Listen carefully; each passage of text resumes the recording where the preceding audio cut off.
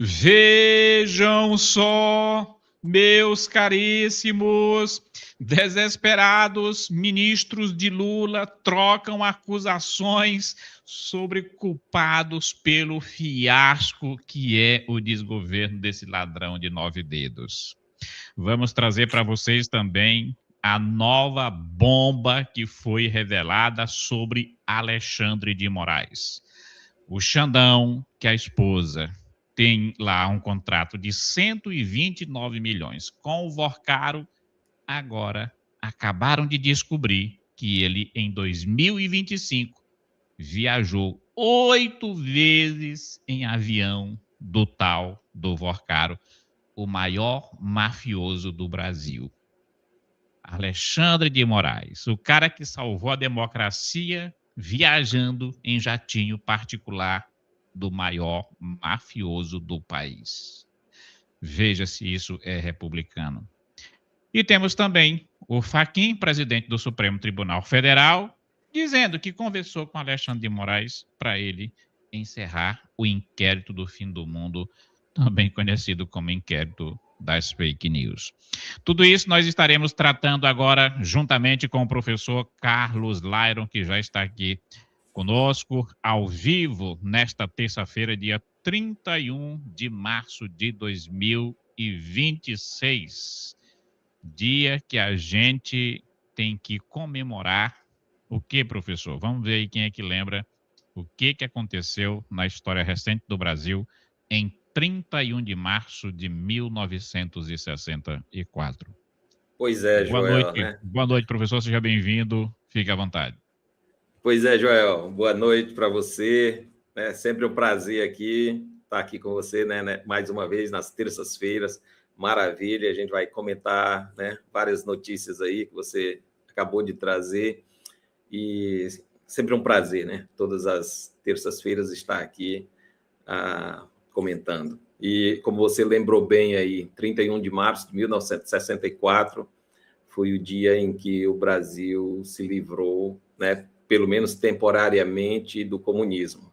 Né? Foi uma liberdade ali temporária, né? A gente passou ali 2 décadas livres, mas esse pessoal, o pior é que...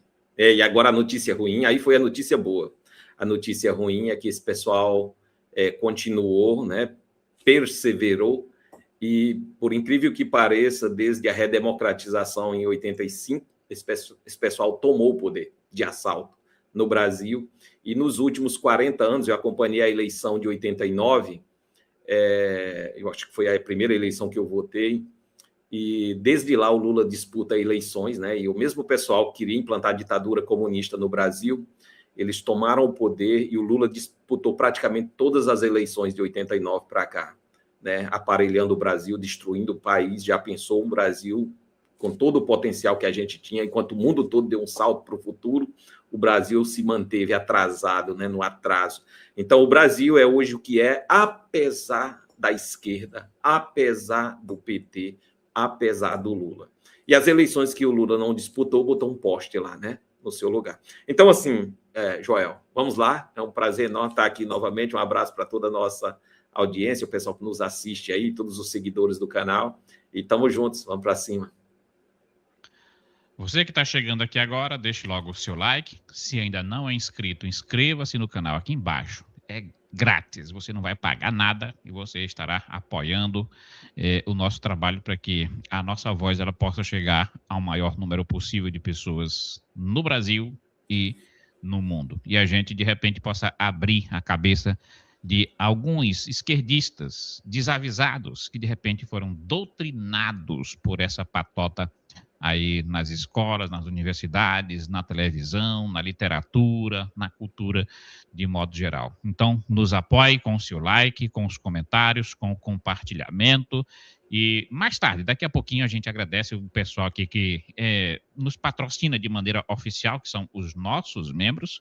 Inclusive, você pode tornar-se um membro aqui embaixo. assim já como o nosso patriota Hilário Júnior, membro do canal, já está aqui deixando o seu recado. Daqui a pouco a gente continua colocando as mensagens dos nossos membros e você também pode colaborar com a gente. Está aqui o nosso Pix, bem aqui embaixo, se você sentir no coração de colaborar com o nosso trabalho, nos fortalecer para que a gente continue, né, expandindo o nosso trabalho, atuando em outras frentes. Tenho dito aqui para vocês que nós estamos com um desejo de fazermos um podcast para a gente estar conversando cara a cara com diversas lideranças aqui do nosso estado e precisamos, para tanto, do seu apoio para que a gente possa prosseguir com o nosso trabalho. Olha, dito isto, vamos logo aqui direto à primeira informação, professor Carlos Lairon, porque hoje o Lula reuniu os ministros dele, 40, 50, 60, 1 milhão, não sei quantos ministros o Lula tem. O certo é que ele fez a primeira reunião de ministros do desgoverno e o que era para ser uma reunião de alinhamento, de entrega de resultados, prestação de contas, se tornou uma verdadeira confusão. Uma casa da mãe Joana, onde ministros trocaram acusações, responsabilizando uns aos outros pelo fracasso desse desgoverno. Tivemos até áudio vazado de ministro cochichando juntamente com o Rui Costa, afirmando que o ministério dele fez coisas, muito mais coisas do que o Ministério das Mulheres. Imaginem se fosse isso no governo do presidente Bolsonaro, né? Machismo, né? Misoginia, um ministro dizendo que fez mais do que as mulheres. Mas, enfim, deixa eu trazer a matéria e aí, em seguida, os comentários do professor Carlos Lairon. Olha aqui. Rui Costa critica a comunicação do governo sob gestão de Sidônio, que culpa o antecessor dele, que era o Pimenta, né? O incompetente do Pimenta. Cobrança de ministro da Casa Civil durante reunião ministerial ocorre no momento em que governistas e petistas criticam a atuação do ministro da SECOM.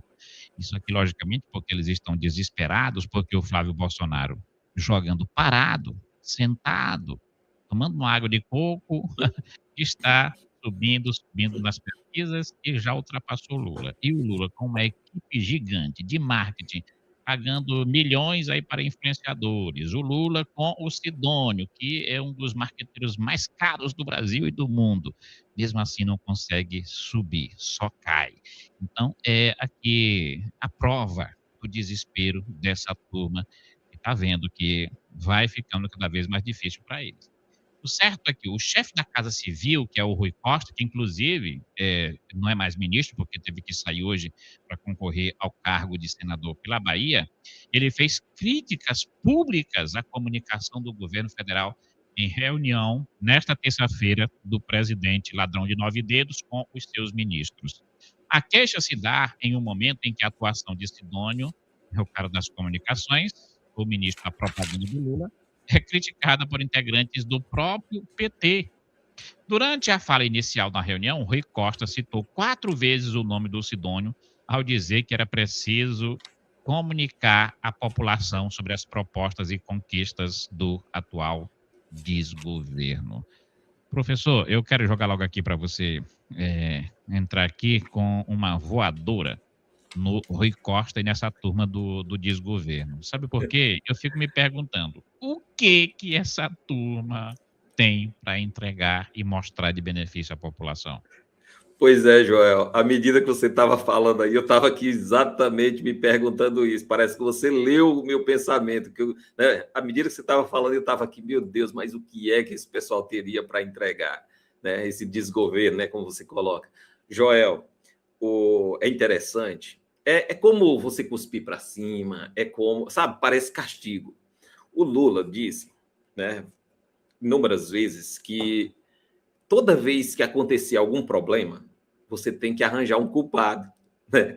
E os ministros aprenderam. Parece que aquele negócio que ele estava falando dos professores, né, que diz que quando o professor, né, tenta explicar ali um assunto uma vez e o aluno não entende, aí explica uma segunda vez, o aluno não entende, porque o aluno é pouco inteligente, mas se for uma terceira vez, é você que não sabe ensinar, né? Então ele fez aquela crítica aos professores.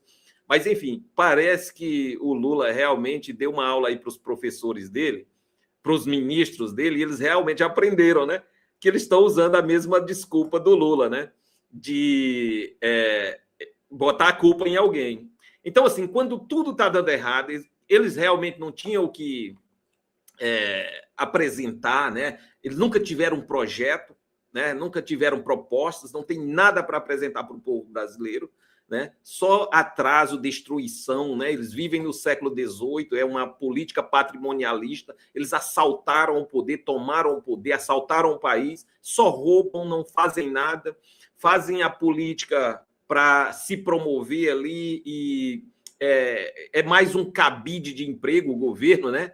Então são vários ministérios, é um governo inchado, atrasado, e aí agora tudo dando errado e as eleições se aproximam e eles precisam arranjar alguém para botar a culpa. Então o que eles estão fazendo, né?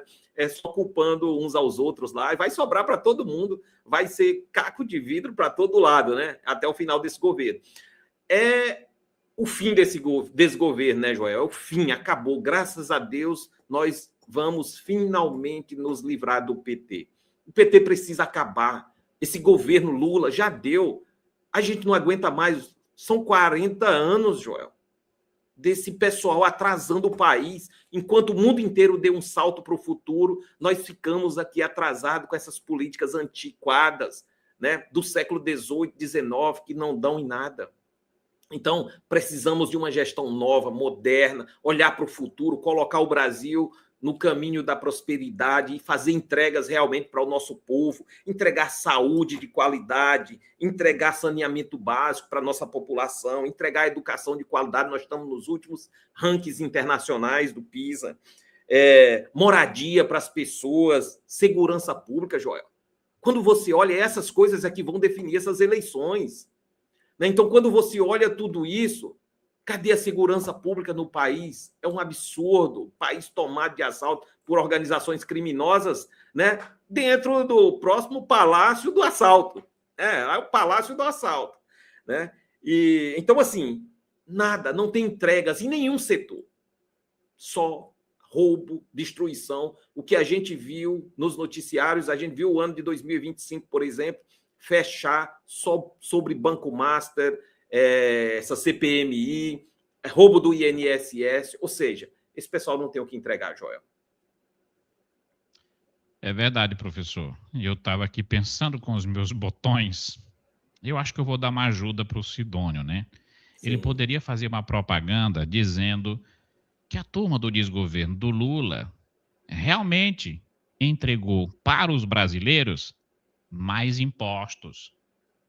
O governo do Lula entregou para os brasileiros mais pobreza, entregou para os brasileiros mais violência, entregou mais desemprego, entregou mais moradores de rua.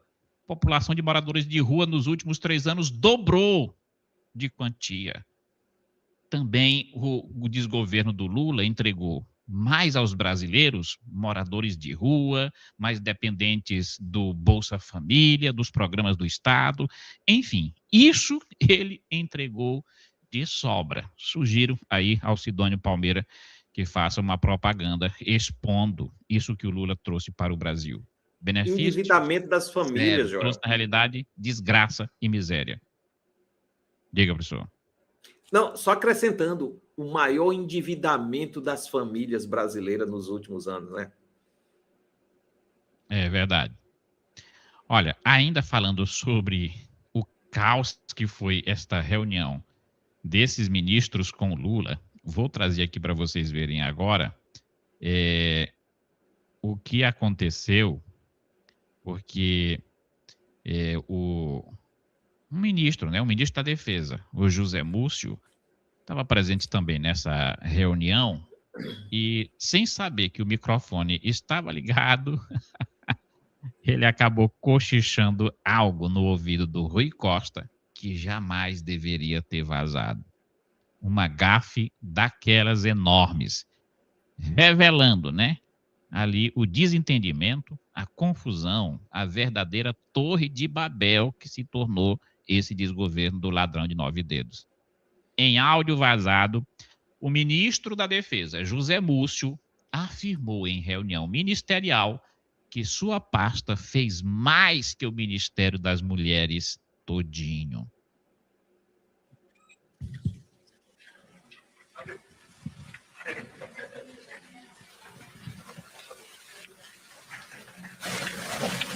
Eu acho que hoje, esse é o campo que a gente tem, que a gente só aparece quando dá problema.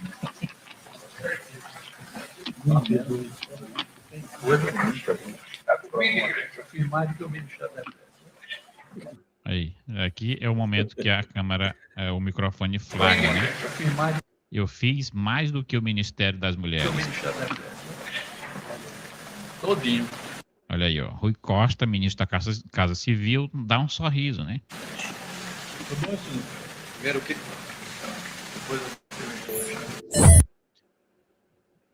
Professor Carlos Lyron, o que essa imagem significa do ponto de vista de uma equipe, né? Um time. Porque um time, quando você vê que ele está jogando, vem numa sequência que joga e só ganha, você vê que existe um entrosamento entre os jogadores, né? Todo mundo fala a mesma linguagem, todo mundo está pensando do mesmo jeito. Me parece que essa reunião do desgoverno do Lula revela uma verdadeira confusão, um clima caótico. Alguém que percebeu que a barca está naufragando, está entrando água, tem gente querendo pular para se salvar, e virou aquela torre de Babel, aquela confusão. Ninguém fala mais a mesma linguagem, cada um fala por si, ninguém consegue se entender, o Lula está ali perdido. Me parece que é a imagem perfeita de alguém que sabe que perdeu o rumo das coisas e vai perder as eleições. Joel, essa imagem fala de decepção, de frustração. Esse ministro foi um dos primeiros ministros que assumiu, né, na transição do governo ainda, justamente para fazer essa transição e o alinhamento ali dos militares, né, com esse desgoverno. Por ser um ministro mais mediador ali, conseguia dialogar com todo mundo. Olha o nível de frustração desse cidadão, né? Não conseguiu fazer nada, entregar nada. Destruiu as Forças Armadas brasileiras sucateadas. Eles não têm nem combustível para os aviões saírem do chão. Então, assim, mostra o nível de frustração. E tudo que esse governo tem mostrado é fake. É um governo de fachada. Não existe de fato. É só o Sidônio. Lembra que esse governo estava indo mal? Eu não lembro quem era o ministro lá nesse momento anterior. Era o Paulo Pimenta. Paulo Pimenta, era o próprio Paulo Pimenta. Era. Verdade.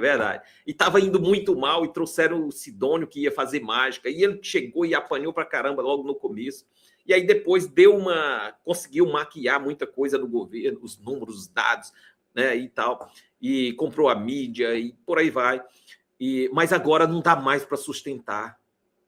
É um desastre, né? Dentro, eles mesmos não estão mais conseguindo esconder a frustração. Imagine o que o povo brasileiro está sentindo aqui na ponta, né, Joel? Tudo caro, um absurdo, violência, tudo muito caro, você não consegue comprar nada, gasolina, os preços dos combustíveis subindo. Enfim, é um desastre total esse desgoverno, Joel. Não tem como a gente aguentar mais. Né? São 40 anos de desastre, como eu disse, como o mundo inteiro andando para frente e nós aqui atrasados, aceitando o Lula destruir esse país com sua trupe aí, né, com sua corda, destruir o país. Só corrupção, roubo, assalto e, como você colocou mais cedo, impostos, as entregas são impostos. Então, assim, se eles estão frustrados, Joel, imagine a população. Pois é, né? Até o pessoal da militância da Globo, estou me referindo aqui àquele pessoal lá do G1, o Camarote, a tal de Dua Lipa, a Malu Gaspar, fizeram um verdadeiro deboche do Rui Costa, dizendo que o responsável pelo fracasso do governo era o ministro das Comunicações, que não sabia comunicar o que o governo estava fazendo. Olha aqui, ao vivo, na Rede Globo, o que a Malu Gaspar diz, desmentindo por completo, ponto a ponto, a fala do Rui Costa.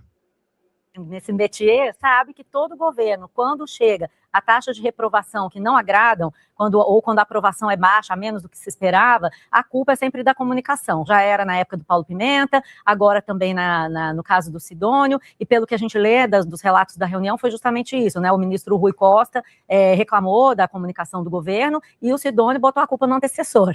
Agora, é aquela coisa, a gente tem que entender se a questão é a comunicação ou se são as entregas que podem estar sendo muitas, mas não estão sendo dirigidas para quem precisa ser atingido. Né? Eu acho que essa coisa da comunicação ela é um argumento fácil de se colocar, mas, de repente, as entregas não são as que poderiam levar o governo adiante. Né? De repente, nem são tantas entregas assim, né? Preciso entender do que se trata. E é por isso que eu acho que é importante entender que entregas são essas que o governo acha que a população não está sabendo. Tem uma outra questão, né, Júlia, que é um problema que está posto desde 2022 e aparentemente o governo não conseguiu resolver, que é esse novo voto, essa nova maneira de decidir o voto que você mencionou e que eu situaria mais especificamente nesse grupo do eleitorado que é mais empreendedor, que não está tão preocupado com programas sociais, que tem outras coisas na frente, tem outras coisas no horizonte, né? Essa classe média que mora nas periferias das grandes cidades, que se mostrou muito forte na eleição de 2024 e que com certeza vai ter um papel decisivo agora em 2026. São empreendedoras de periferia, são mães solo, são motoristas de Uber, são entregadores de iFood, são evangélicos, né? Gente que está preocupado com um outro tipo de questão, valores mais conservadores. Então, tudo isso entra no combo. Não sei se um único Sidônio seria capaz de resolver tudo isso de problema. É uma coisa que a gente tem que aproveitar a presença do ministro Rui Costa para debater com ele, né? Porque culpar a comunicação é o básico, né? Olha, não estão entregando, a gente sabe. A gente do lado de cá sabe, né, Camarote? A culpa é sempre da comunicação.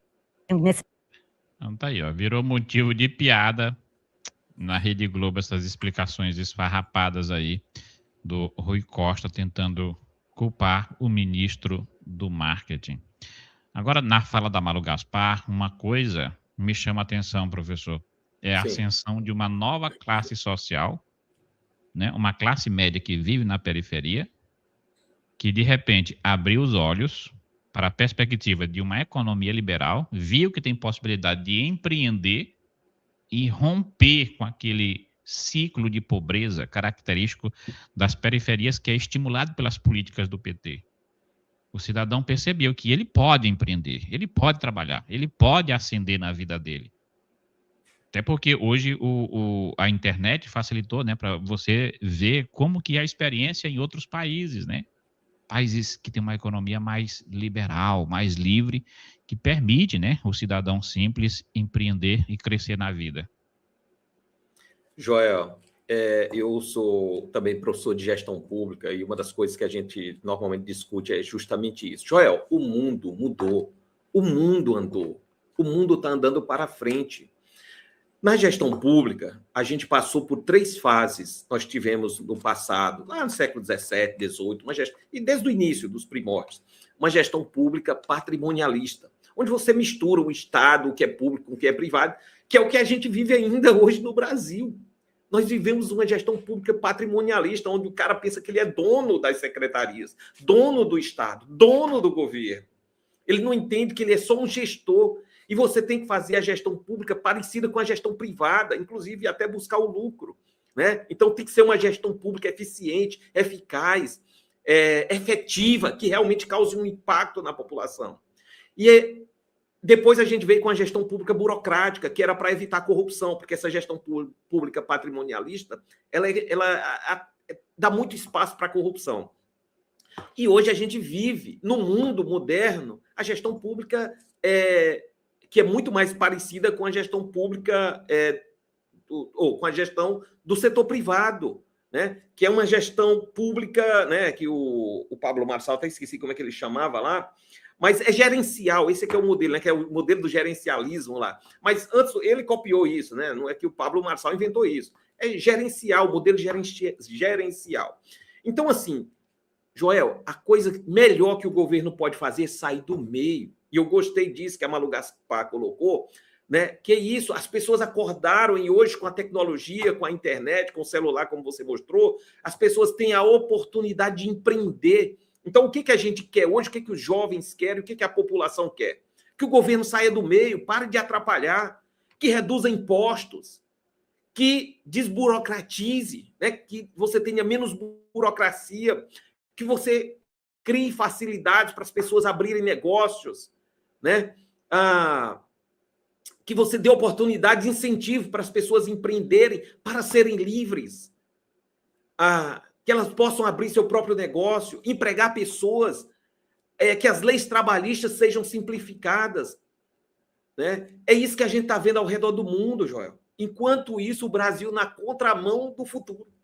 O Brasil andando para trás, regredindo, mais impostos, mais governo grande, quando a gente tem que defender um governo leve, simples, e deixar as pessoas livres para empreender, empregarem pessoas, outras pessoas, né? A gente vê o exemplo dos Estados Unidos, como eu sempre coloco aqui, eu trabalhei lá há 11 anos, é livre a negociação entre patrão e empregado. Você não está gostando de uma empresa aqui, de trabalhar numa empresa, você sai, vai trabalhar na outra, no vizinho. É tudo resolvido entre você e o empregador. Não tem essas leis trabalhistas travando a economia. Então, assim, é bom ver isso, né, Joel? Saber, né, que isso tem pesquisas mostrando que os jovens, né, estão querendo esse governo, né, um governo que saia do meio, que pare de atrapalhar. E eu acho que agora o Brasil vai entrar num caminho de prosperidade, né, com um novo governo. A gente vai sair desse governo rabugento que está aí atrasado, né? E vamos ter um governo, muito provavelmente com Flávio Bolsonaro, um governo para o futuro. E o Brasil vai dar um salto absurdo nessa próxima década, Joel. É isso que a gente espera. Com certeza.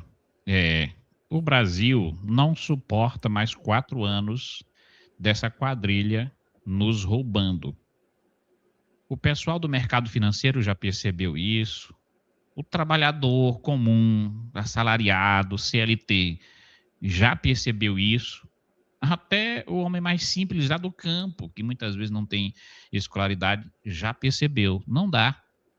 E até a velha mídia, escancarando para toda a sociedade os números desastrosos em todos os aspectos, mas principalmente na economia.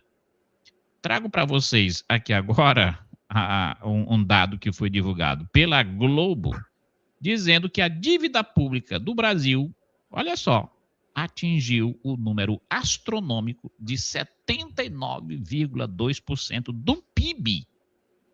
Esse é o maior patamar dos últimos anos, dos últimos tempos. Quem diria, né, que o desgoverno do ladrão cachaceiro, mentiroso, poderia nos colocar nesse fundo de poço que nós estamos. Falta de aviso não foi, né? O presidente Bolsonaro avisou demais. Anos, de acordo com os dados apresentados pelo Banco Central. É um déficit de mais de 16 bilhões de reais nas contas públicas em fevereiro. Daniel Souza vai nos explicar. Pois é, Camila, quando a gente olha para as contas públicas, me parece que é um dos pontos fracos do atual governo, ainda mais dentro desse ano eleitoral. O dado mais preocupante é justamente o crescimento do endividamento em proporção do PIB. Esse endividamento vem crescendo de forma acelerada nesses últimos anos, apesar do governo ter aumentado a carga tributária. Quer dizer, você aumentou a carga tributária e, mesmo assim, o endividamento tem aumentado no Brasil. E o mais preocupante é quando você não tem nenhuma perspectiva de inflexão, né, de quebra.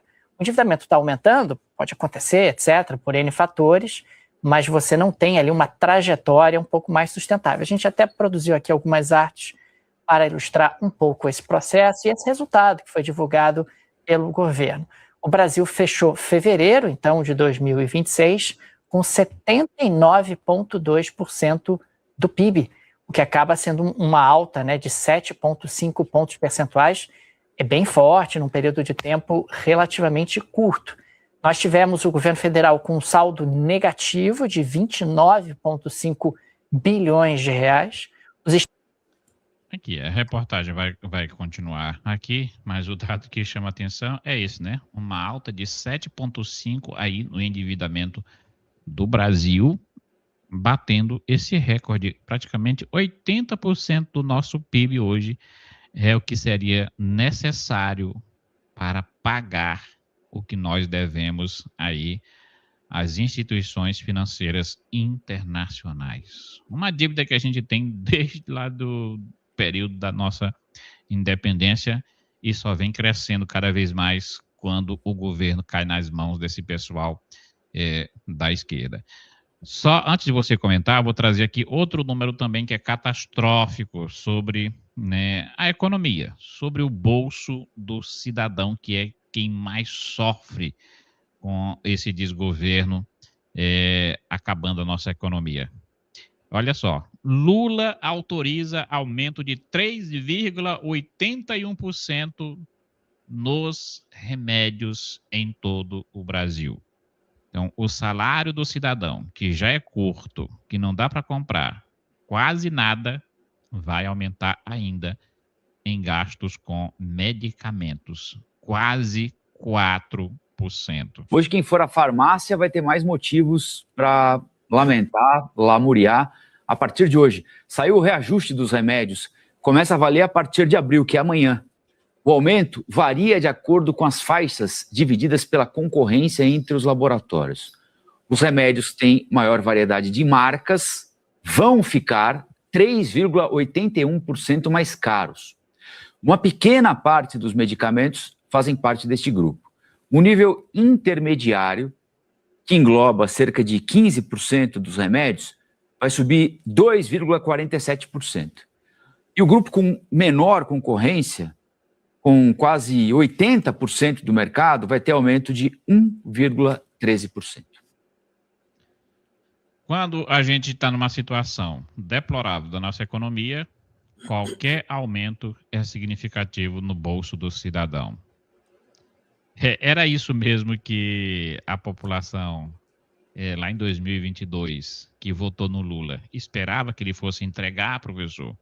Ou a população foi enganada? A população esperava picanha e cervejinha, e aí, de repente, veio imposto, aumento da dívida pública, aumento do preço dos medicamentos, aumento do preço da nossa cesta básica, enfim, tudo aumentou com o desgoverno do ladrão. Joel, eu, graças a Deus, nunca votei no PT. Nunca votei no PT. Graças a Deus. Joel, eu e você e outros cidadãos brasileiros já sabíamos que com esse pessoal, com essa quadrilha no poder, desde quando eles entraram, a gente sabia que não era para frente, seria sempre para trás. É aquela história que a gente já falava, daqui para frente é só para trás. E isso se confirmou de fato, Joel. Eu já sabia que o projeto deles sempre foi implantar o comunismo no Brasil. Isso não funciona, eles são como gafanhotos, onde passam, destroem tudo, é fome, miséria, destruição. Né? Então, o que aconteceu? Eles enganaram as pessoas. Então, pessoas como eu e você e outros, e muito provavelmente o pessoal que nos segue, sabiam isso, já esperavam isso. Mas eles enganaram muitas pessoas no Brasil, infelizmente. Que bom que as pessoas agora estão acordando. Eu acho que a gente vai se livrar do PT. Vai se livrar dessa esquerda maldita que destrói o país. Joel, o governo não produz nada. O governo não produz nada.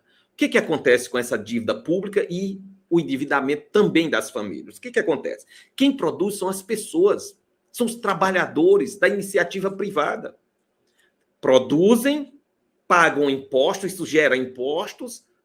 O governo, que é a única entidade, o único organismo que pode cobrar impostos, né? A gente chama isso na gestão pública de poder extroverso em gestão pública, que é essa capacidade de cobrar impostos.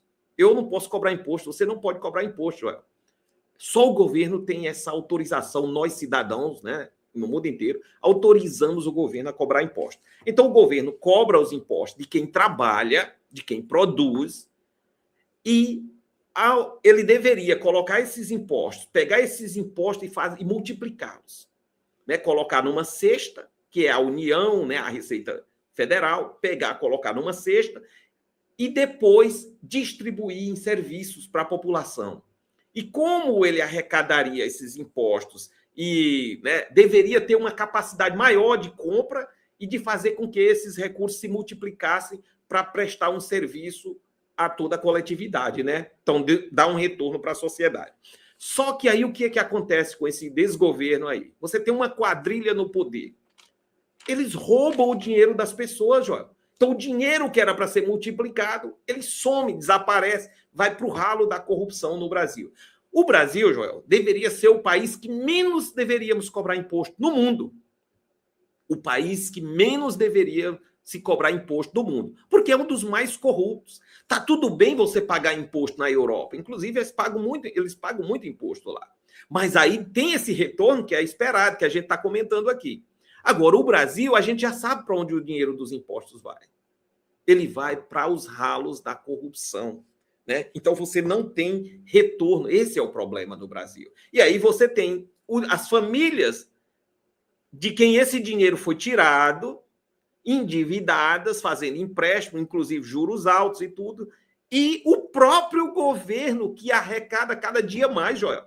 Eles bateram um recorde de arrecadação, sumiu, o dinheiro sumiu. O dinheiro não volta para a população. E aí a gente viu escândalos como o do INSS, roubando até os velhinhos aposentados, né? Um absurdo. CPMI anulada, né? Aí, adivinha por quem? Né? Quem deveria proteger a Constituição, né? A lei e perseguir os ladrões, estão envolvidos até o talo, Banco Master e vários outros escândalos de corrupção nesse desgoverno, que para mim já era esperado. Eu só espero isso deles. Só roubo, corrupção, mentira, ladroagem, malandragem, bandidagem, narrativas. Eu só espero isso desse pessoal, Joel. Esse pessoal precisa ir para trás das grades. São os ladrões, vagabundos, mentirosos, bandidos, que roubam o povo brasileiro. Nós não podemos mais aceitar. A gente precisa de uma mudança drástica nesse país, Joel, a partir do final desse ano. Botar esse país nos trilhos, do caminho da prosperidade, tirar essa corda de bandidos do poder que só destroem o país e vem fazendo isso nos últimos 40 anos.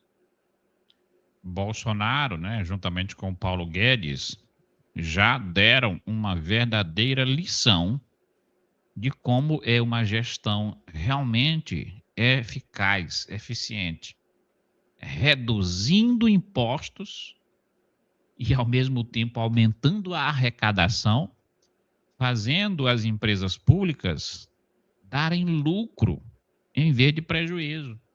Ora, uma empresa como os Correios, por exemplo, dando lucro, já é um dinheiro a mais que o governo tem para pegar e investir em outro setor para beneficiar a sociedade.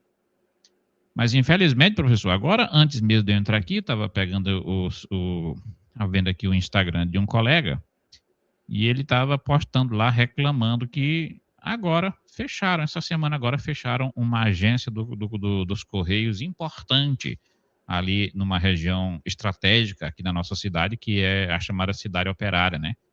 Uma região com mais de 100 mil pessoas, mais de 100 mil habitantes. Uma única agência dos Correios fechou por conta da incompetência dessa turma do PT. Então, se o governo realmente quisesse, ele poderia reduzir os impostos, que isso estimularia as pessoas não sonegarem, porque é muito melhor você pagar seu impostozinho, dormir com a sua cabeça descansada, sem estar com medo de a qualquer momento receber uma cobrança, receber ali uma intimação, uma coisa do gênero, né? E eu acredito que o Flávio Bolsonaro, sentando na cadeira da presidência em 2027, ele vai dar continuidade a essa política fiscal do Paulo Guedes. Reduzir os custos, enxugar a máquina pública. Primeira coisa, cortar mais da metade desses ministérios que não servem para absolutamente nada. São apenas cabide de emprego. Ali é só cabide de emprego e para dar visibilidade para aquele pessoal que agora está saindo lá, uma enxurrada deles para se candidatarem. É só isso. Cabide de emprego e vitrine eleitoral. E sem somar, que a gente nem sabe a quantidade exata dos milhares e milhares de cargos comissionados em cada um desses setores, dessas empresas, dessas autarquias públicas. É coisa demais, é uma máquina gigantesca. Por isso que precisam levar mais de 40% dos nossos impostos todos os anos. E mesmo assim, a máquina está tão grande que não consegue fechar a conta. O desgoverno fechando sempre no vermelho. Eu acho que o Flávio vai mudar essa história. Enxugar a máquina pública, né, reduzir impostos, ele vai ter que cortar impostos e vai aumentar o poder de ganho, o de compra do cidadão brasileiro. E aí as pessoas vão voltar a ver que uma economia liberal, né, ela faz todo sentido para você prosperar individualmente e prosperar o país. Deixa eu trazer aqui agora um vídeo, né, de uma militante aí da Rede Globo tentando lacrar, tentando dizer que no governo do presidente Bolsonaro a economia foi um desastre. O problema é que ela não contava é que ela entrou numa seara e não combinou com o colega, que ao vivo deu um corte nela e mostrou que o governo do presidente Bolsonaro foi bem diferente desse desgoverno que a gente tem aí do ladrão de 9 dedos e do Tachad. Presta atenção. Compartilhado aqui, inclusive, pelo deputado Hélio Lopes. Isso é o que acontece quando o jornalista deixa de exercer sua função para assumir o papel de militante. E vai ser difícil para o Flávio o bordão, não era o meu governo, era o governo do meu pai. Não vai colar, né? Mas muito difícil que o eleitor enxergue duas pessoas diferentes com o mesmo sobrenome. Então, ele o tempo inteiro vai ser cobrado a explicar o governo do próprio pai, do qual ele fez parte também. Como senador, mas era defensor do governo. Existe um fator que é sempre levantado nessas horas, e com certeza vai ser também para muitos problemas do governo anterior, pode ser levantado o fator pandemia, para dizer, olha, a pandemia realmente bagunçou de tal maneira tudo que não dá para atribuir ao governo uma série de coisas que aconteceram, né? Problemas sociais, saúde pública, problemas na educação, a pandemia foi um fator ali que bagunçou tudo. E, estritamente, do ponto de vista econômico, fiscal, o que ele vai poder apresentar é, olha, na pandemia, o governo realmente gastou muito mais, mas daí nos 2 anos seguintes, né, ano da pandemia, 2020, né? Daí na sequência, 2021 e 2022, o governo Bolsonaro entregou resultados fiscais de melhora das contas públicas. Aí, por outro lado... Depois disso, descambou, né? E depois, no governo Lula, a coisa volta a se deteriorar. Não, no governo Bolsonaro, o fiscal do governo Bolsonaro na segunda metade, no ano da eleição, foi um descalabro. Não é o resultado do endividamento, tem toda a questão, a discussão, o que fazer com os precatórios, que aumentaram muito, uma parte da conta foi passada à frente, mas houve também um corte de gastos estrutural ali. Se era sustentável ou não, é uma boa discussão, inclusive, mas aconteceu. Rapaz, essa aqui foi uma invertida que essa militante levou ao vivo. E olha que esse cara aí, ele não é bolsonarista. Ele é um crítico do presidente Bolsonaro. Mas pelo menos dessa vez teve a honestidade intelectual de reconhecer. Você vê como a moça aí, né, a militante, fica totalmente desconcertada quando ele começa a apresentar os números, fazendo assim um paralelo que se torna até de maneira incomparável o governo de Bolsonaro, de Paulo Guedes, com o atual cenário de destruição econômica. 22, o governo Bolsonaro entregou resultados fiscais de melhora das contas públicas. Aí, por outro lado... Depois disso, descambou, né? E depois, no governo Lula, a coisa volta a se deteriorar. Não, no governo Bolsonaro, o fiscal do governo Bolsonaro na segunda metade, no ano da eleição, foi um descalabro. Não é o resultado do endividamento. Rapaz, tem que apelar para esse negócio de precatório. É uma vergonha, né? Isso que chamam de imprensa e de jornalismo. Depois, essa turma aí perde a audiência, não tem mais credibilidade nenhuma e não sabe por quê, né? O que você acha disso aí, professor? Joel, é uma vergonha, né? Um absurdo. Quando eu estava entrando na faculdade, Joel, eu cheguei a pensar em fazer jornalismo. Né? Eu sempre gostei de aprender idiomas e tudo, eu queria falar inglês, eu olhava naquela época, eu assistia a Globo, faz tempo que eu não assisto mais, né? Mas eu assistia. E então eu vi aqueles correspondentes internacionais e eu andei pensando, cara, eu poderia me tornar um correspondente internacional e trabalhar fora. Eu sempre quis morar fora, estudar fora e tal. E eu cheguei a pensar em fazer jornalismo. E eu acreditava que o jornalismo ele trazia as notícias de forma honesta, sincera, imparcial, que era um trabalho honesto. Mas, Joel, olha o nível de degradação que o nosso jornalismo chegou.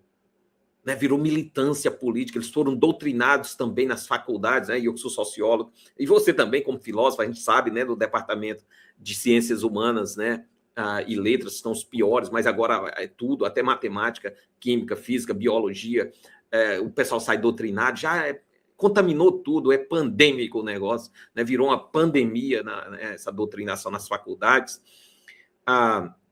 Mas o jornalismo é uma coisa absurda, vergonhosa.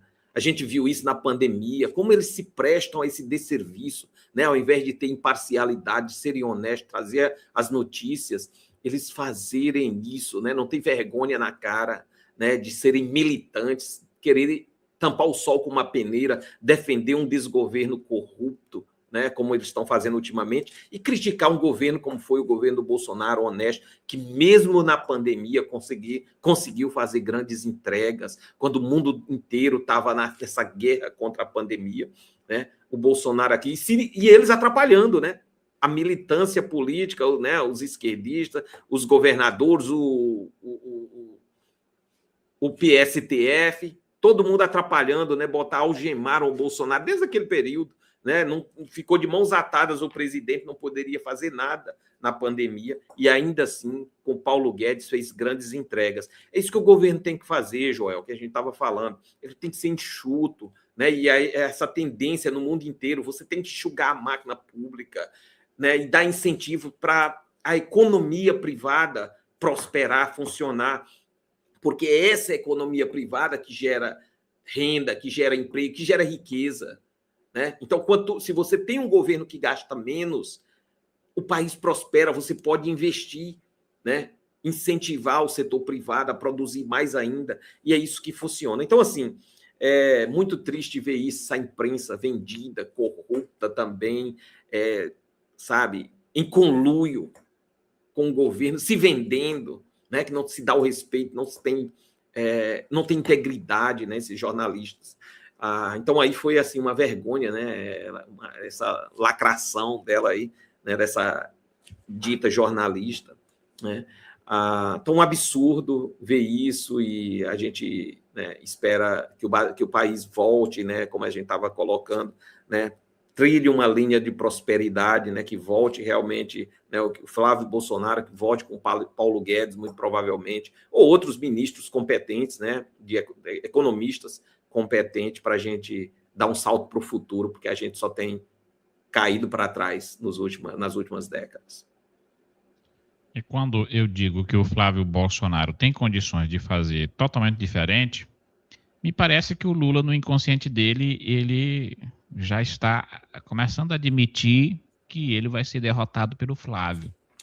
Está na boca do Lula, está na boca do próprio ex-ministro da Casa Civil, o Rui Costa, né? Lula diz a ministros, hoje, nessa reunião que foi um caos, Lula diz a ministros que Flávio Bolsonaro vai entregar Brasil para Trump se for eleito. O presidente Lula afirmou que, se eleito, Flávio Bolsonaro irá entregar o Brasil aos Estados Unidos. Segundo interlocutores, o petista defendeu a soberania e voltou a chamar o adversário de traidor da pátria. Deixa eu trazer bem aqui também a fala do Rui Costa, né? O que o Rui Costa também diz? Rui Costa diz que Flávio Bolsonaro quer entregar riquezas aos Estados Unidos. O ministro afirmou que a proposta do senador Flávio para vencer as eleições este ano é chegar à presidência da República e entregar as riquezas do Brasil para outro país. Vou ver aqui a declaração dele exatamente. Vamos lá, cadê a declaração dele? Costa afirmou que não foi discutido no governo nem... o detalhe aqui, perdão. O ministro, olha só, foi questionado sobre a estratégia da campanha de reeleição do presidente Lula, frente ao crescimento de Flávio Bolsonaro nas pesquisas de intenção de voto. Sabe qual foi a resposta do Rui Costa? Ele afirmou que não foi discutido no governo, nem na pré-campanha, nenhuma estratégia de comunicação que envolva os outros candidatos. Ou seja, mais uma vez, ele dá aqui a prova de que eles estão completamente perdidos. A única coisa que sabem fazer é repetir essa ladainha de que o Bolsonaro tentou dar um golpe, é repetir a ladainha de que o Bolsonaro, o Flávio, quer entregar o Brasil aos Estados Unidos, mas a verdade é que o Brasil já foi entregue por eles nas mãos das piores ditaduras que nós temos hoje, que é exatamente a China. Enquanto eles acusam o Flávio Bolsonaro de tentar vender ou entregar o Brasil, né? Eles já fizeram isso há muito tempo, muito tempo. Professor, eu vejo uma perspectiva de que eu até torço para que o Flávio Bolsonaro, uma vez eleito, que ele realmente sente à mesa com o Trump para negociar os nossos minerais e as nossas terras raras. Porque nós estamos sentados em cima de minas de ouro. Nós estamos sentados em cima de trilhões de dólares. E aí você vê o cidadão brasileiro morrendo de fome, empobrecido, e a gente não pode explorar as nossas riquezas minerais. Não pode explorar o nosso petróleo, não pode explorar nossas terras raras, não pode explorar o ouro e tantos outros minerais que a gente tem. Enquanto isso, tem gente da China entrando aqui para lucrar, às vezes até ali de maneira não oficial. Assim como fizeram na Venezuela, né? Sugaram a Venezuela, sustentando o regime de Maduro, aí quando não deu mais jeito, levaram as riquezas e deixaram Maduro para ser capturado pelos Estados Unidos. Então, eu vejo uma grande janela de oportunidade do Brasil se tornar um país de primeiro mundo. Flávio Bolsonaro, na cadeira da presidência, negociando a exploração das nossas riquezas para trazer prosperidade para o nosso povo. Qual é a leitura que você faz disso?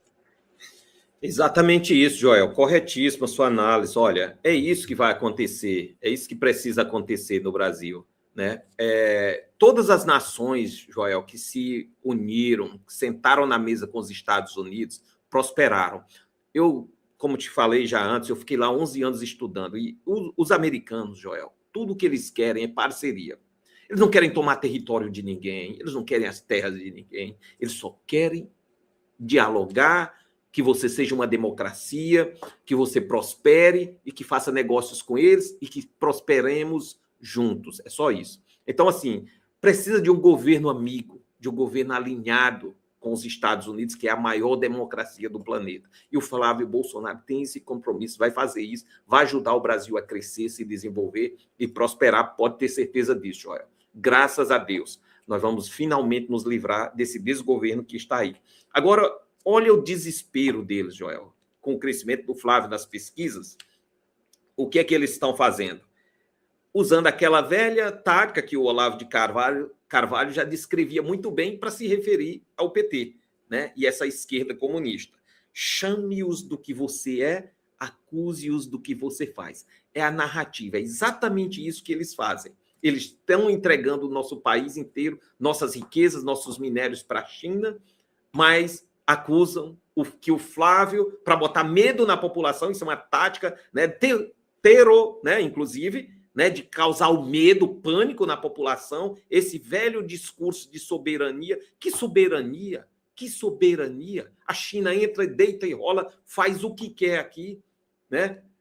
Compra nossos minérios, leva a preço de banana, inclusive muitas coisas saem bem aqui do nosso porto, em Itaqui, aqui no Maranhão, né? Aqui do lado, né? Então, Joel, como você colocou,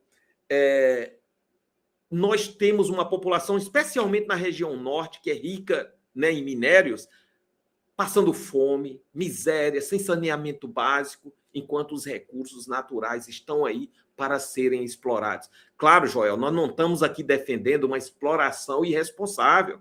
É com sustentabilidade, é com responsabilidade, mas nós não podemos deixar de explorar esses minérios, essa riqueza natural que nós temos, para dar qualidade de vida para a nossa população, porque, por regras, porque Marina Silva, né, porque o IBAMA, o ICMBio, enfim, várias ONGs internacionais, inclusive,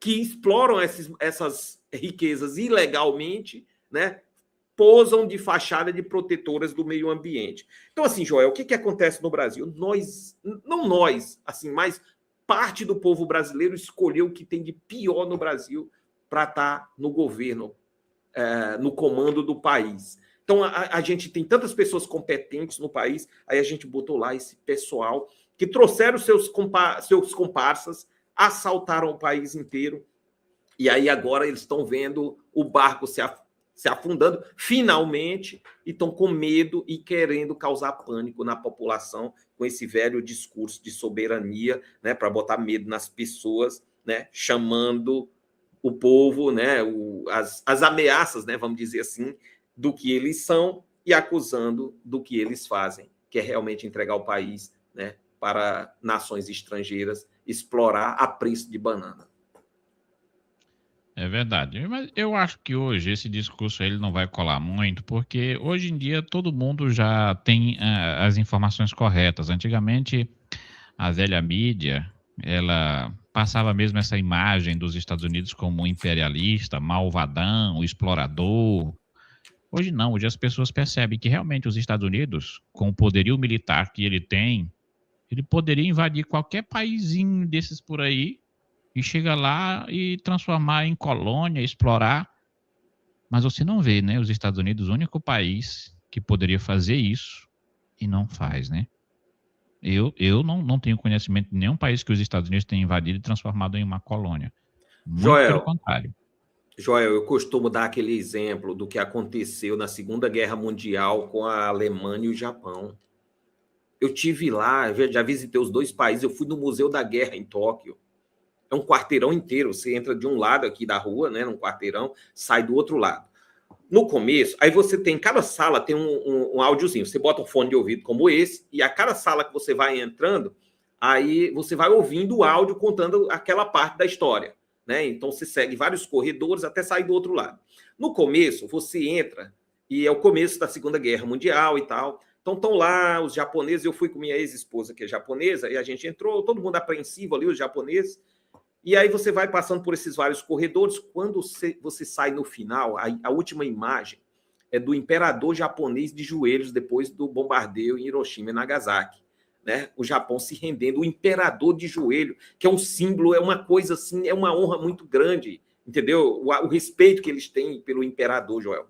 E aí quando chega lá no final, os japoneses saem todos chorando, né? Eu fui lá seguindo e tudo, a minha esposa saiu chorando e vários outros japoneses saíram chorando lá, chegam no final chorando.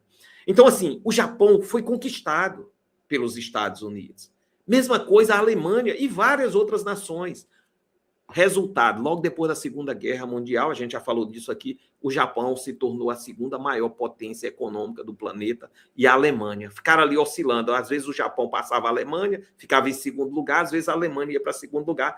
E até agora, recentemente, só agora a China veio para, né, foi se encostando e agora superou, e Japão e Alemanha estão oscilando ali em terceira, quarta posição como maiores economias do planeta. Ou seja, Joel, até perder uma guerra para os Estados Unidos é bom. Com toda a modéstia, com todo o respeito, sem criar nenhum problema aqui, mas até quando você perde uma guerra para os Estados Unidos, você cria vergonha na cara, vira uma grande nação. É verdade. Agora, mudando aqui um pouquinho de assunto, né? Enquanto nós temos um desgoverno indo de mal a pior, a gente poderia, em um estado de normalidade das coisas, acreditar na possibilidade de termos uma segurança jurídica constitucional por meio dos nossos ministros do Supremo Tribunal Federal. Só que estes hoje se tornaram o objeto do grande conflito do dilema, da insegurança e da confusão na nossa República. Exatamente porque eles já não respeitam mais a Constituição, a lei virou suas próprias vontades. Trago para vocês agora, gente, as falas do ministro Gilmar Mendes, que, pasmem, participou aí de um podcast voltado para defender a liberação da maconha e teve a audácia de dizer que o Supremo Tribunal Federal, em breve, vai pautar a descriminalização de todas as drogas no Brasil. É nesse nível que nós chegamos, né? O ministro do Supremo Tribunal Federal fazer esse tipo de declaração. Gilmar diz que STF está próximo de discutir a descriminalização geral das drogas. Em entrevista ao podcast Cannabis Hoje, olha aí, o cara vai nesse tipo de podcast, né? Cannabis Hoje. O ministro falou sobre o porte de maconha para consumo pessoal e mais ações sobre drogas na corte. Disse ele: eu me conformei com a proposta dos colegas do limite para ser enquadrado como traficante, porque também era a forma de fazer com que a votação ocorresse. Do contrário, a proposta seria derrotada, não é? Avançamos significativamente e ninguém tem dúvida de que, em relação a outras drogas, desde que definir qual é a qualificação adequada, vai se valer o mesmo critério, diz o Gilmar Mendes. Me parece que nós temos uma corte agora que virou aí ativista, né, do consumo, da venda, do consumo de entorpecentes. Então, me parece que cada vez mais vai fazendo sentido a gente afirmar que a gente vive hoje num verdadeiro narco-estado, onde temos até ministro saindo em defesa dessa causa. Mas não para por aí. Deixa eu trazer logo aqui outra notícia, daquele outro ministro que se acha um deus. Olha aqui. Acaba de sair a informação de mais um escândalo explodindo como uma bomba no colo dele. Moraes viajou em avião de Daniel Vorcaro, apontam documentos.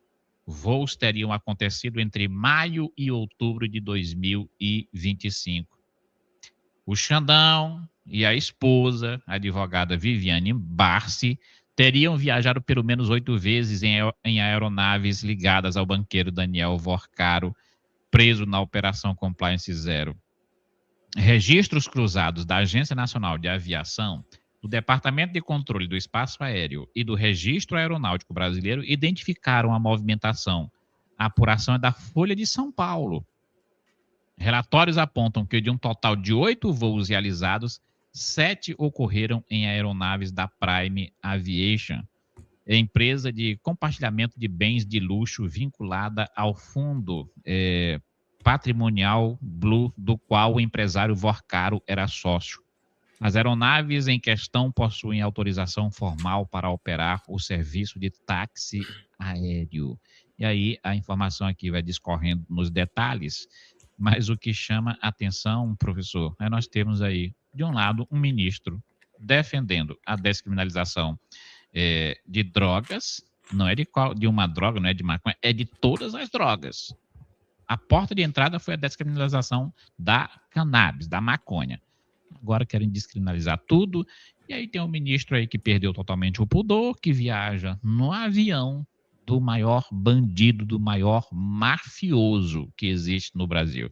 E não venha me dizer que isso foi só coincidência, né? Porque a esposa dele tem lá um contrato de 129 milhões. Ou seja, parece que nós estamos num verdadeiro narco-estado, onde o crime organizado se infiltrou dentro do maior escalão do poder judiciário no Brasil. Eu sei que é perigoso, é sensível comentar sobre esse assunto, mas não tem como a gente esconder a verdade. Joel, nós não podemos ser covardes. Eu sei que a gente é pequeno, mas assim, a gente vive... O mundo é um lugar perigoso para se viver, né? Tem uma frase que foi atribuída ao Albert Einstein, depois Martin Luther King também citou essa frase. O mundo é um lugar perigoso para se viver, não por causa dos maus necessariamente, mas por causa dos bons que vê o mal acontecer e não fazem nada. Então, assim, eu não quero morrer como um covarde, Joel. Né? Se uma pessoa que vinha ao mundo, que tem esse discernimento, e eu não falar sobre isso. A gente sabe dos riscos. É terrível. É um lugar perigoso.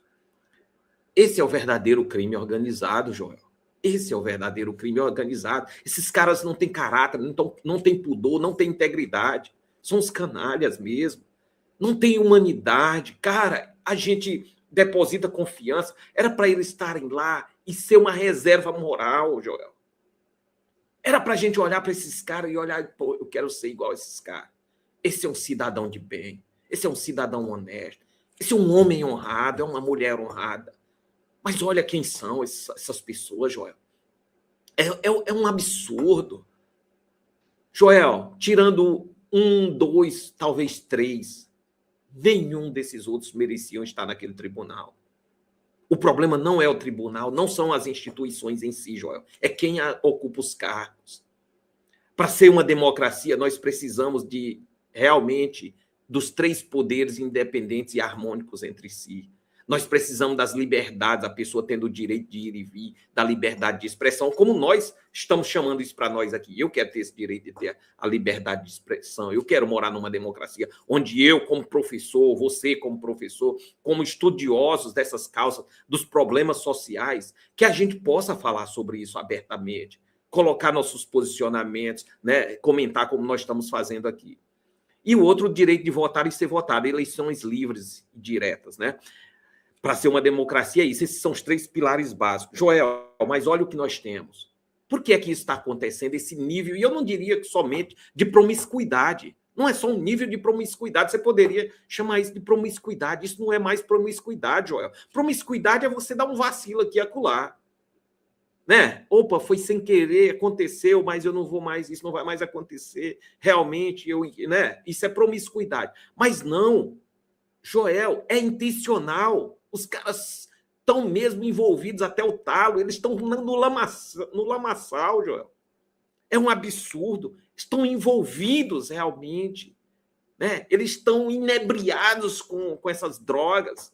Os caras, cara, é um negócio absurdo. E aí você tem um Senado acovardado de joelhos que permite, que faz com que isso aconteça. Por quê? Porque tem o rabo preso. São corruptos também, que chegaram ao poder, se elegeram comprando votos através de esquemas de corrupção, e o próprio tribunal sabe disso, e eles, inclusive, estão torcendo para que isso aconteça justamente para tê-los na mão, Joel. Inclusive, eu fiquei sabendo que o PSTF, inclusive, agora está lançando candidatos a senador, Joel. Não sei se você ficou sabendo disso. Surgiu até um nome aí, Antony Garotinho, o cara com um monte de processo, agora estão deixando os processos... ele também, né? Descondenando aspas. É assim, Joel. Olha como é que eles querem. Que tipo de senador esses caras querem? Eles querem um senador com rabo preso. Eles estão torcendo para os senadores chegarem ao poder, os corruptos. Que é justamente para ficar na mão deles, não fazer o impeachment deles, né? E eles controlarem. É um negócio sujo, Joel. Tem coisas que a gente realmente não pode dizer. Eu sei a solução para esse país. Infelizmente, eu não posso dizer. Nós vamos trabalhar com a segunda opção, né? Que é essa opção aqui que a gente vai continuar defendendo. Mas, cara, nós estamos varrendo sujeira para debaixo do tapete. É um absurdo o que acontece nesse país. Então, o próprio PSTF lançando candidatos ao Senado. Aí você pega um candidato como o Antony Garotinho, vamos lá, eles vão deixar ele concorrer, tornar elegível, né? Para ele concorrer, o processo para. Se ele for eleito, que, né, pode ser provavelmente ser eleito, aí eles ficam controlando. Ó, se você votar no nosso impeachment, o teu processo anda. Se não, tá tudo bem, nós estamos em conluio, né? Os 3 poderes, executivo, legislativo e judiciário. E aí, cara, o país não anda. Então, a gente precisa de uma varredura geral. E aí, o que o judiciário está fazendo no Brasil, Joel? É legislando, porque não tem legisladores de vergonha na cara de caráter. E o povo brasileiro tem a opção, em 2026, de fazer essa mudança. Não reeleger nenhum desses pilantras, vagabundos, corruptos, ladrões. Nós teríamos que fazer olhar o currículo, a vida pregressa desses candidatos, Joel. para eleger pessoas íntegras que não têm rabo preso com esse sistema corrupto, que realmente possam fazer a gestão pública de verdade, legislar, fiscalizar e julgar, Joel, que é o papel do legislador.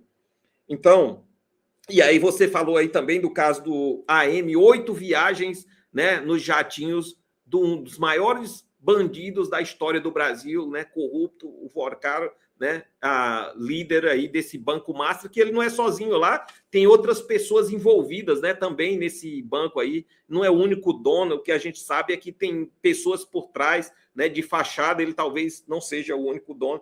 Então você vê a promiscuidade desses juízes. Joel, juiz num país de vergonha na cara, não dá nem entrevista, Joel, não fica fazendo palestrinha. Eu pergunto a você e a nossa audiência, quando foi que nós vimos aqui, passar na Globo, aí, na mídia brasileira, que um juiz americano estava aqui dando palestra? Ou um juiz europeu estava aqui dando palestrinha por aqui para empresários? Você já viu falar isso? Eu nunca vi, Joel, na mídia brasileira, notícia de que o cara veio lá, um juiz veio lá dos Estados Unidos, a Suprema Corte, dar palestra aqui no Brasil. Todo dia esses caras estão na Europa, na Argentina, nos Estados Unidos, dando palestras com empresários. Que absurdo! Que absurdo, Joel. Terrível. Precisamos mudar isso. Ninguém aguenta mais. A gente precisa mudar isso, e aí, só colocando aqui um adendo, me parece que a estratégia do STF/TSE é mesmo colocar o máximo possível dos candidatos ao Senado sob júdice. Você viu que o governador do Rio de Janeiro, ele estava liderando a corrida para o Senado, né? O que o TSE fez? Caçou ele, agora ele pode concorrer sob júdice.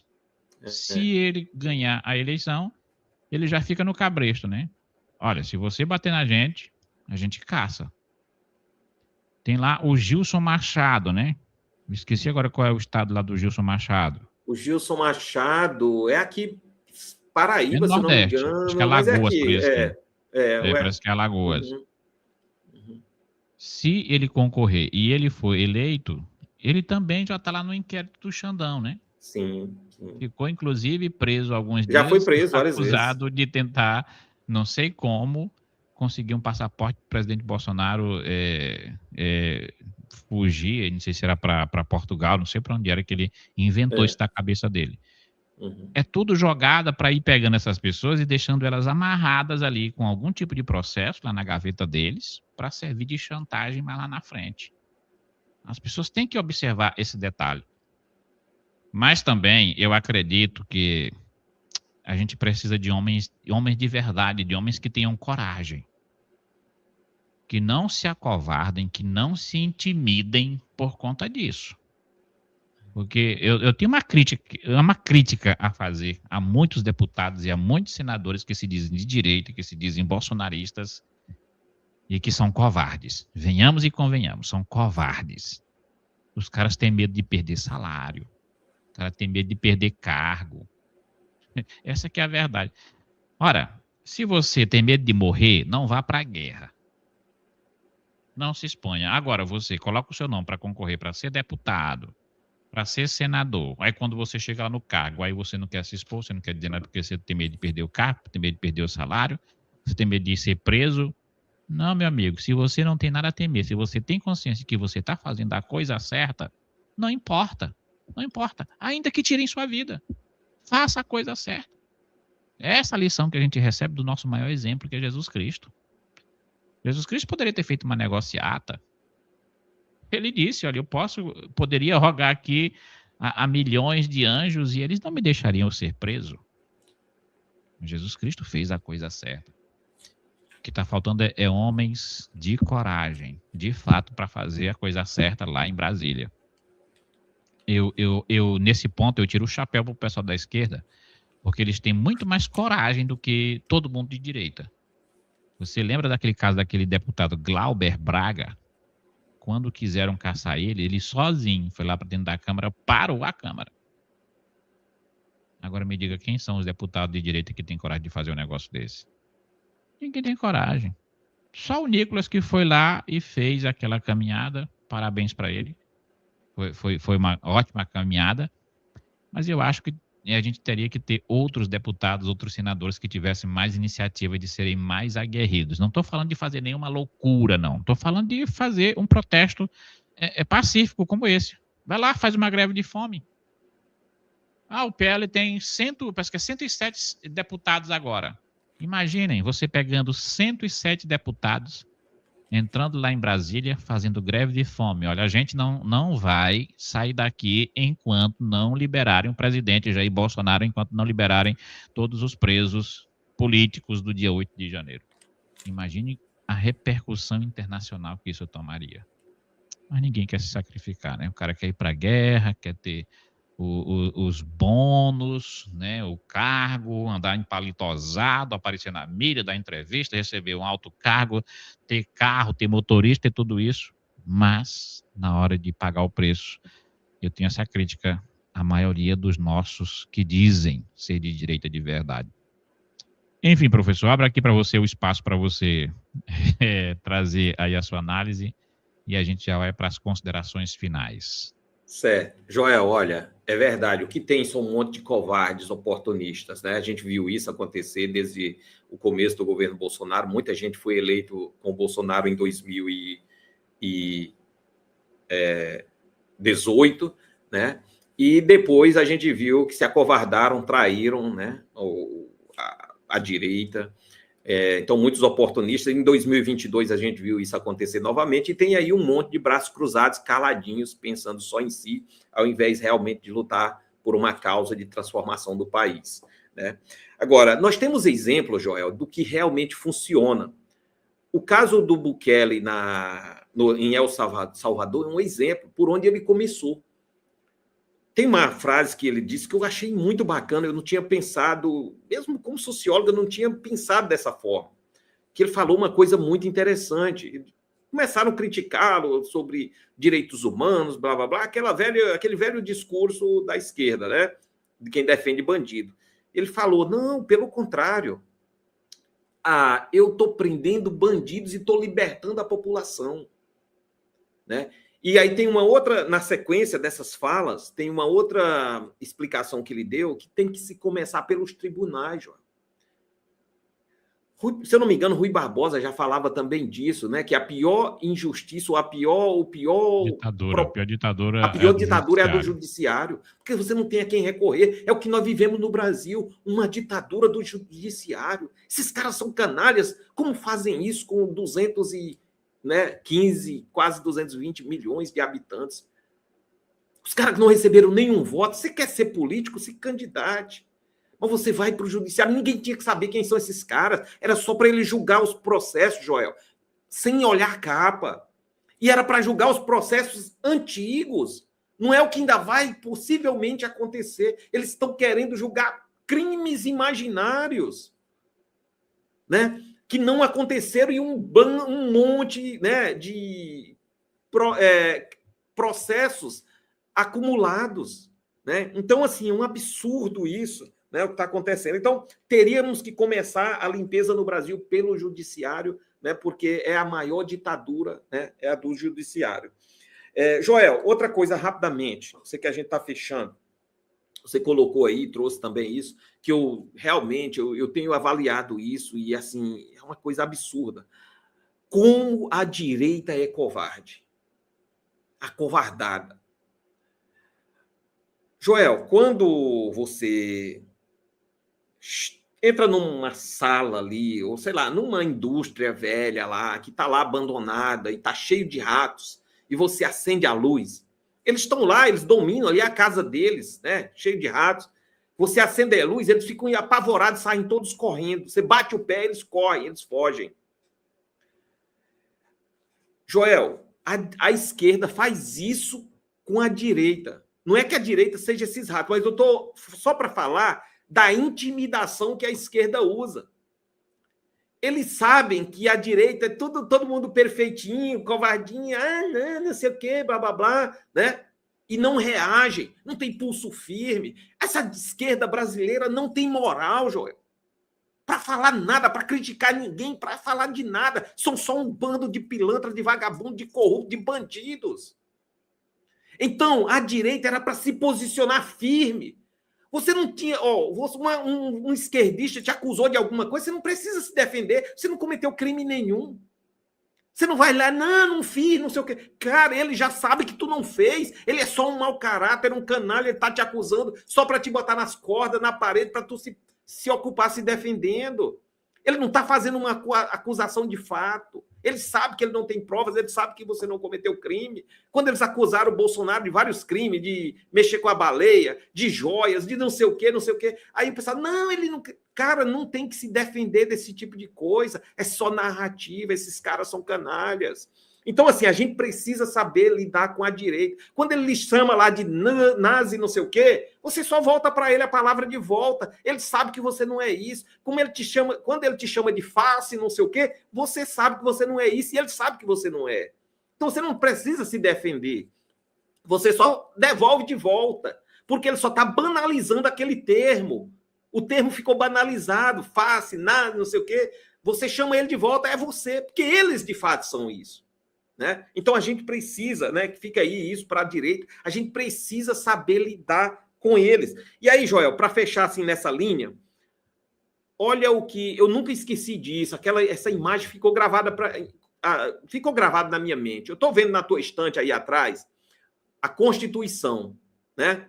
A Constituição está aí, né, colocada na sua estante. Joel, olha o que aconteceu no dia da posse do Bolsonaro. Eu vi aquilo, comentei, e pouca gente comenta sobre isso. Eu comentei uma outra vez, um cara lembrou, uma pessoa inteligente, inclusive, ele lembrou, mas muita gente não fala disso. Olha o que aconteceu no dia da posse do Bolsonaro.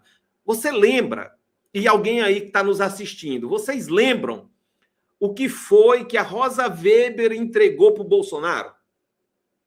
De presente no dia da posse do Bolsonaro? No encontro com os ministros, a Rosa Weber deu um presente para o Bolsonaro. Alguém lembra aí? Vocês podem comentar aí no chat.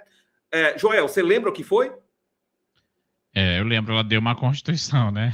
Eu acho que era o único exemplar que tinha lá no STF, eles deram para o Bolsonaro. Pois pronto, ali foi uma mensagem, foi um recado. O que é que ela quis dizer com aquilo? Ela quis dizer o seguinte, olha, você é um ditador, você vai implantar uma ditadura militar no Brasil e aqui está a Constituição, siga a Constituição. Foi um recado. Eles já acusaram o Bolsonaro antes dele assumir o poder.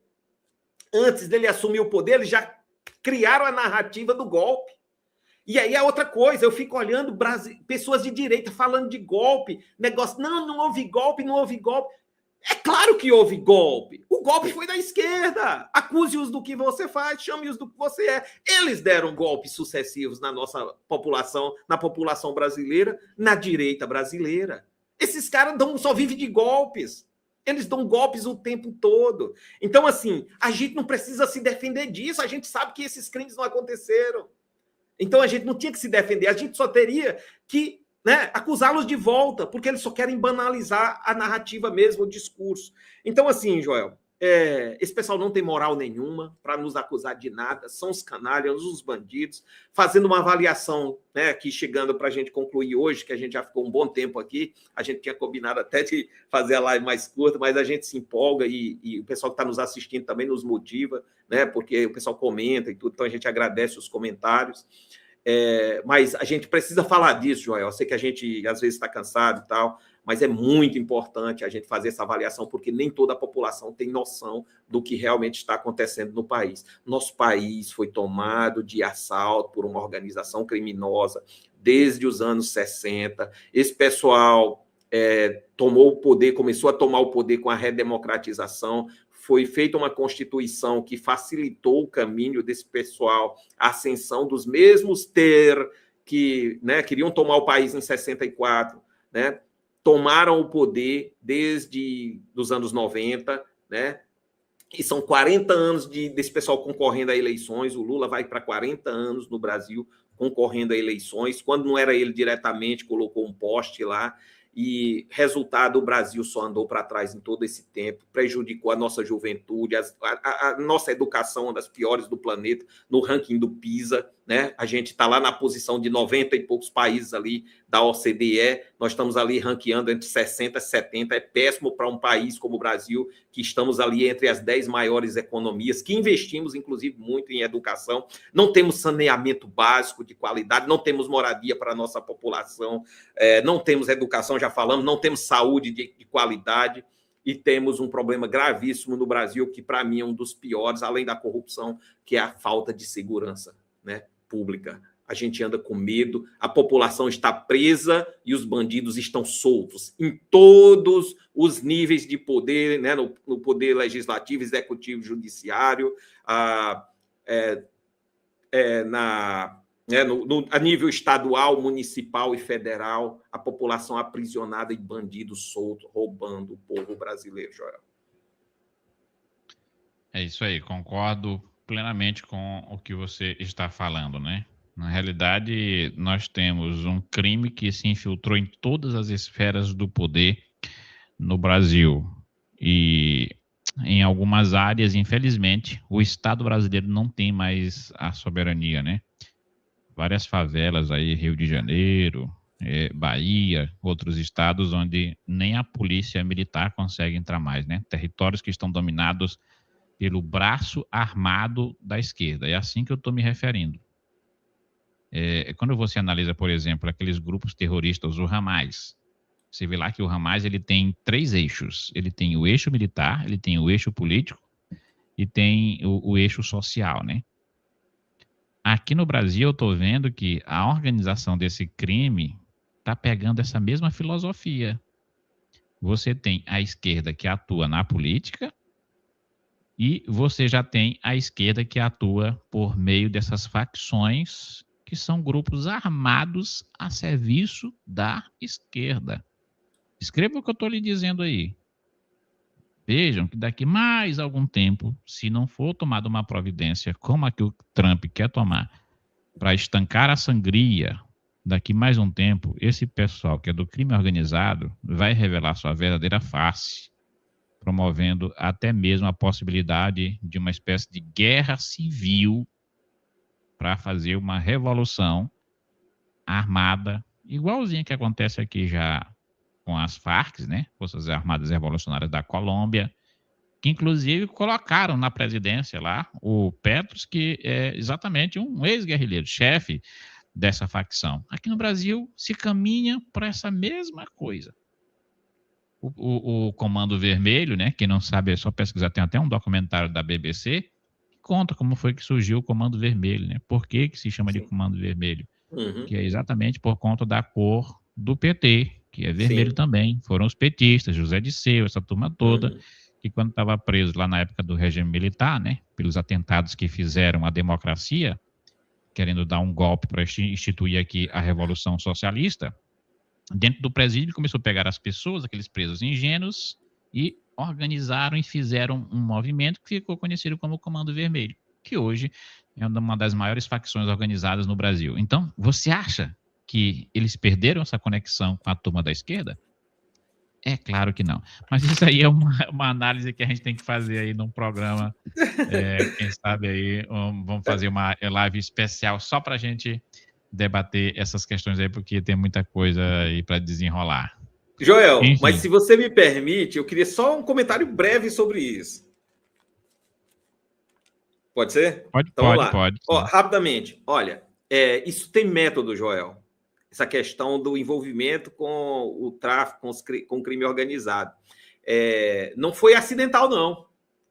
Né? Você falou aí da questão lá nas prisões, como começou e tal, e tem método. Existe realmente um plano, faz parte lá, assim como o Gramsci, né, defendeu aquela, né, a doutrinação nas escolas, nas faculdades, isso também faz parte do processo. É chamado Lumpenproletariat, né? Você deve saber disso. Lumpenproletariat. Na Venezuela, isso é praticado. Agora eles estão... O Trump vai dar um jeito nesse pessoal. E é o que o Trump está fazendo em toda a América Latina. Mas o que é que você faz? Você governa com os bandidos, com os traficantes. E eles botam medo na população. Você lembra que na eleição de 18 e também de 22, em várias favelas do Rio de Janeiro e outros estados, se a pessoa soubesse que você votava no Bolsonaro, eles apanhavam lá nas favelas. Então tinha que ser escondido, né? Eles destruíram igrejas dentro das comunidades lá, das favelas, e por aí vai. Então, assim, isso tem método, não é acidental, faz parte de quem é realmente esse pessoal que está aí no poder hoje no Brasil. É importante que a população brasileira entenda isso, que acorde. O país foi tomado de assalto por uma organização criminosa. São todos bandidos, vagabundos, ladrões que tomaram o país de assalto. Esse pessoal não tem entrega, Joel, não tem projeto para o bem, para o futuro da humanidade. É só destruição, é droga, é corrupção, é destruição da família, dos valores. Enfim, Joel, não tem futuro com esse pessoal. É só para trás, é só regresso, não tem progresso.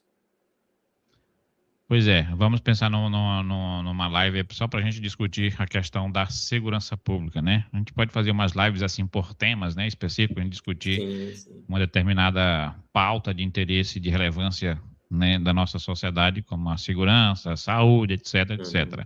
Sim. Por hoje, né, a gente combinou aqui de fazer 40, 50 minutos, nós já estamos com 1h30, né? Eu quero mais uma vez agradecer a sua presença aqui e faça suas considerações finais aqui com os nossos seguidores. Ótimo, Joel. Vou ser breve agora, porque a gente já falou muito, mas é isso. Olha, só agradecer o pessoal aí que está nos acompanhando também, quem vai assistir essa live depois também. Agradecer você, Joel, pela oportunidade. Eu gosto muito de fazer isso, estar aqui todas as terças-feiras comentando aqui no canal. A gente discute essas pautas que são muito importantes, né, para a nossa população, para o povo brasileiro, o povo do Maranhão. Inclusive, Joel, tem coisas do Maranhão que a gente precisa falar, talvez na próxima semana, né? Também fazer uma live aí sobre o Maranhão. Mas, né, decisões das eleições aí até o dia 4, né, das desincompatibilizações, os prazos, né, e filiações, né, que vão ser muito importantes aí até o dia 4. Mas é isso, olha, no mais, agradecer todo mundo que nos assiste, é sempre um prazer, a gente gosta de fazer isso, trazer a nossa experiência, tanto acadêmica como a experiência de vida, viajando pelo mundo, para que a gente possa mostrar para a população o que realmente está acontecendo. Fazer essa leitura, né? Que nem sempre o cidadão comum consegue ali compreender tudo que está envolvido, tudo que envolve, né, nesse processo todo. Então, eu sempre costumo dizer, Joel, que a história a gente estuda por marcos históricos. Nós não podemos discutir tudo isso que nós estamos discutindo aqui hoje sem levar em consideração o que aconteceu desde a Segunda Guerra Mundial para cá.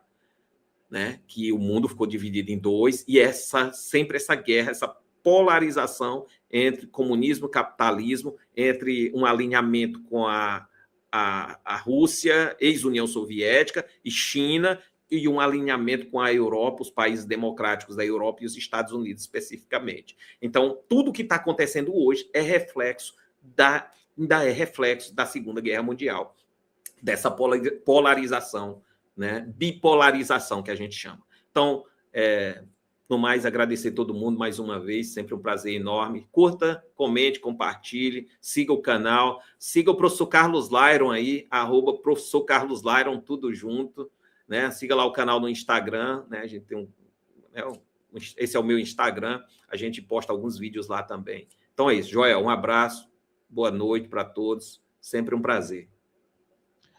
É isso aí, eu que agradeço ao professor Carlos Lyron e também a todos que estão aqui nos assistindo nesse momento. Fiquemos com Deus, não esqueça de se inscrever no canal se você não é inscrito ainda, é de graça aqui embaixo, ó. Se inscreve, você não vai pagar nada e você vai nos ajudar, você vai nos incentivar, porque quanto mais a gente vê o pessoal envolvido, o pessoal gostando, o pessoal compartilhando, a audiência crescendo, mais a gente se empolga para continuar trazendo a verdade.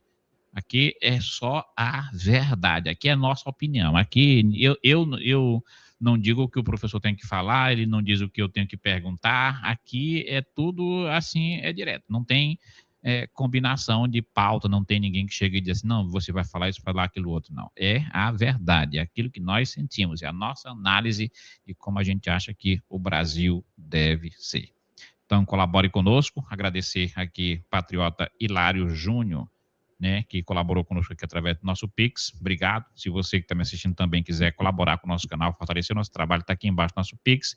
Aqui embaixo tem também o nosso clube de membros. Temos aqui embaixo também o nosso YouTube Shop, por onde você pode adquirir aqui, ó, o nosso compressor para você calibrar o pneu do seu carro, da sua moto, bicicleta, bola, e várias outras coisas, tá? Aquelas boias de você tomar banho em rio, piscina, dá para calibrar com este objeto bem aqui. Embaixo aqui no nosso YouTube Shop tem também bandeira do Brasil, a gente tem camisa do Flávio Bolsonaro, boné do Flávio Bolsonaro, tem faca do Bolsonaro, tem aquela medalha 3i do Bolsonaro, perfume do Bolsonaro, tudo tem aqui no nosso YouTube Shop. Você adquire, a gente ganha uma comissão, você usufrui do produto e estará patrocinando o nosso canal. Muito obrigado, tchau, tchau, boa noite. Se Deus quiser, amanhã, se Deus quiser e a gente tiver com energia, depois de um dia de trabalho muito cansativo, a gente ainda vai trazer para vocês à noite mais informações.